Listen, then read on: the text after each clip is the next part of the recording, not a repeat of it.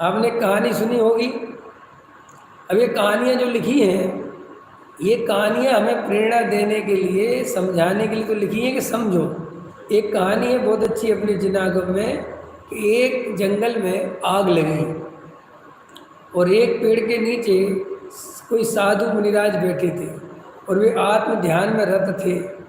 तो उनके प्रभाव से, ऐसे निमित्त से उस पेड़ में आग नहीं लगी और सारे जंगल में आग लग गई और वो पेड़ एकदम हरा भरा वो बैठे रहे।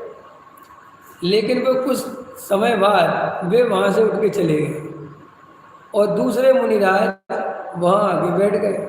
तो लोग आए जब वहाँ, तो उनने कहा देखो कैसे चमत्कारी मुनिराज हैं, पूरे जंगल जल गए, ये पेड़ में आग नहीं लगी, ये सब मुनिराज का प्रभाव है। तो वे आगे उनके मुनिराज के सामने बोलने लगे और नमस्कार करने लगे। समझ में आ गया।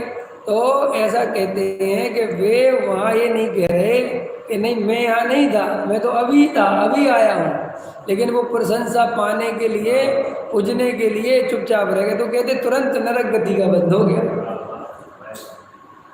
तो ये कहानी क्यों लिखी? इसलिए लिखी है कि ये समझ में आ जाए कि किसी की श्रद्धा को लूटना बहुत बड़ा पाप है। इसलिए चाहे कोई पंडित हो, चाहे कोई ब्रह्मचारी त्यागी वृत्ति हो, समझ में आया कि नहीं आया, और चाहे कोई तुम्हारे संत साधु हो, अगर अपने अंदर वो आचरण नहीं है, अपने अंदर वो परिणति नहीं है, वो शुद्धता नहीं है, और अपन चार लोगों के सामने उस परिणति का प्रदर्शन करते हैं, मायाचारी करते हैं, चाहे पंडित हो, तो आपने को बहुत पाप लगता है। नहीं समझ में आया? अब जैसे मान के चलो, मैं आपको इसलिए प्रवचनों में कई दफ़े बता देता हूँ ना कि मैं ऐसे करता हूँ, ऐसे करता हूँ, मैं ऐसे करता हूँ। मैं इसलिए बताता रहता हूँ कि तुम्हें मेरे बारे में जरा सी भी गलत फहमी नहीं रहनी चाहिए।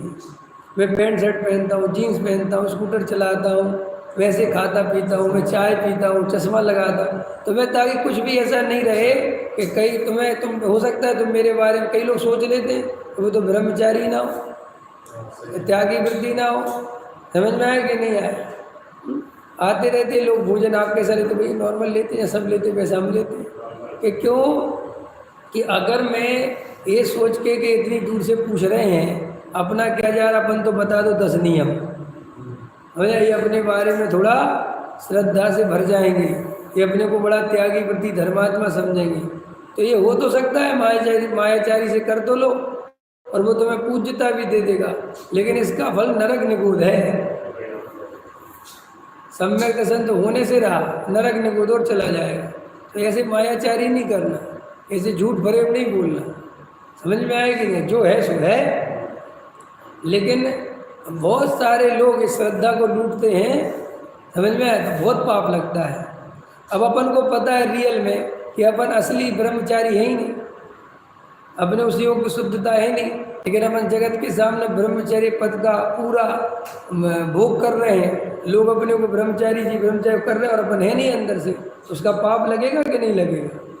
तो ये सब अपने को जिनवाणी में समझना चाहिए। बहुत सारे लोग ये समझते हैं कि त्याग व्रत लेने से स्वर्ग जाते हैं। भैया त्याग व्रत लेवे, मायाचारी नहीं करे, हृदय से लेवे, कसाय की मंदता हो, त्याग व्रतों का निर्दोष पालन करे, तब भले ही स्वर्गाधिक में चला जाए।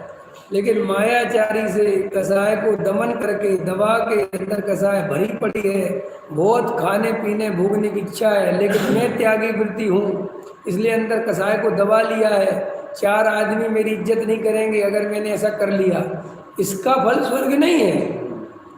ऐसे व्रतों से कोई स्वर्ग नहीं जाता। ऐसे व्रताधिक से तो पालने से यहाँ पर भी दुख भोगता है और आगामी गति में भी दुखी भोगता है। ख्याल में है ना? ऐसे व्रताधिक अपने को नहीं पालना, हृदय से वो व्रताधिक हो तो पालना।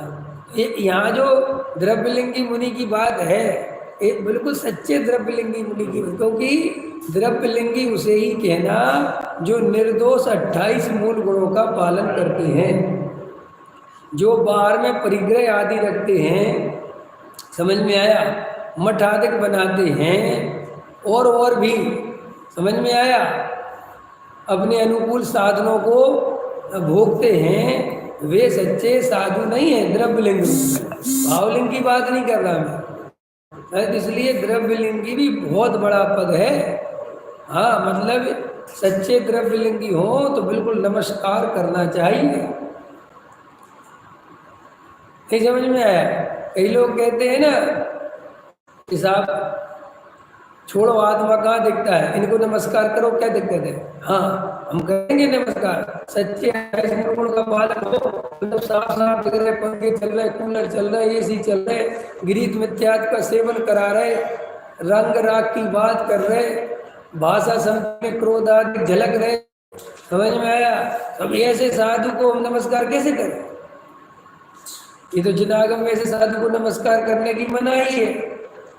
तो और भैया जिन लोगों का स्वाध्याय नहीं है तो वे अष्टपावड़ ग्रंथ पढ़े, कुंद कुंद देव का लिखा हुआ है, जहाँ से छपा हुआ वो वहाँ से पढ़ो, आप देखो कि क्या साधु का स्वरूप है। तो ये जो है, ये जो लोगों की मान्यता रहती है कि अपने से तो अच्छे और बुरे का सवाल नहीं होता, जो उनके लिए नियम कायदे कानून निर्धारित हैं वे आपको पालन करने पड़ेंगे। देखो, चपरासी 50 रुपये लेता है रिश्वत के, अंदर एंट्री करने के लिए 50 रुपये ला, और कलेक्टर ने 5000 रुपये ले लिए। अब कलेक्टर पकड़ा जाए या चपरासी पकड़ा जाए तो कहे साहब मैं तो कुछ भी नहीं हूँ, मेरे से ज़्यादा तो कलेक्टर साहब लेते हैं। कि भैया वो जब पकड़े जाएंगे उनकी देखिए, दूसरे की दलील देके तुम बच नहीं सकते। समझ में आया कि नहीं? हम दूसरे के गुनाह बता के, दोष बता के खुद निर्दोष नहीं हो सकते। ऐसे ही गृहस्थ तो क्या कर रहे हैं, गृहस्थ तो कुछ भी कर रहे हैं। हम गृहस्थ की दुहाई दे के हम गलत काम नहीं कर सकते। बहुत सारे साधु कहते तुम अपना तो आचरण बताओ रे, हमारा तो कोई आचरण है नहीं। इसलिए नहीं है कि हम तो भाई साहब कह रहे कि असंयमी हैं हम तो गृहस्थ हैं ना भाई। आप कह रहे कि आप संयमी हो, नहीं समझ में आई? भाई मैं आपके पास आऊँ नौकरी मांगना हूँ, मैं खुल के कह रहा हूँ कि मैं 10वीं फेल हूँ। जब मैं खुद ही कह रहा हूँ कि मैं 10वीं फेल हूँ तो मेरी मार्कशीट क्या देखोगे? और आप कह रहे कि मैं डॉक्टर हूँ तो भाई लाओ ये तुम्हारी डिग्री देखो। लोक में भी तो यही व्यवस्था है। हम तुम्हारी बात कह के हम कैसे बच सकते हैं? हम कह रहे और आप कहते हो कि साहब वैसा आचरण नहीं हो सकता, वैसा चित्रकाल भाव नहीं है, बराबर है ना? ऐसे प्रश्न आते बहुत, तो बहुत अच्छी बात है। जब आपको और हमें ये बात पता है तो मैंने फिर ऐसे पद धारण किया। भाई आपको पहले ही पता है कि अपने आचरण पाल ही नहीं सकते, पल ही नहीं सकते, नहीं पल सकता तो नहीं पाल, उसको क्या जबरदस्ती करने की जरूरत क्या है?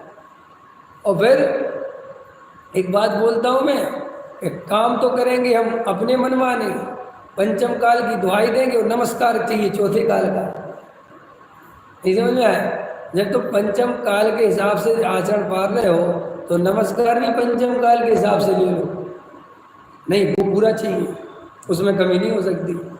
तो ये श्री गुरु कहते हैं ऐसा प्रभु जो बता रहे हैं कि व्यवहार सम्यक, ये व्यवहार सम्यक तो बहुत लोगों के होता है।